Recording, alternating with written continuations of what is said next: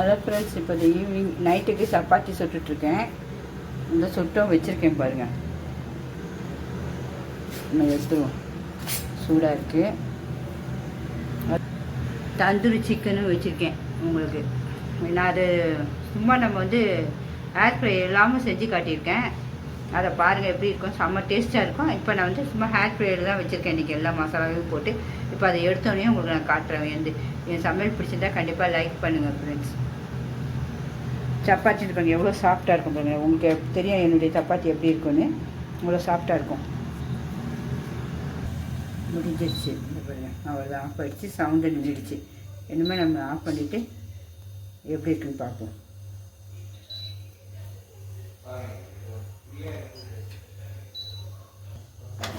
Open பண்ணியாச்சு. நம்மளுக்கு எவ்வளோ சூப்பராக ரெடி ஆகிடுச்சு பாருங்கள். சூடாக இருக்கும், மெதுவாக இருக்கும்.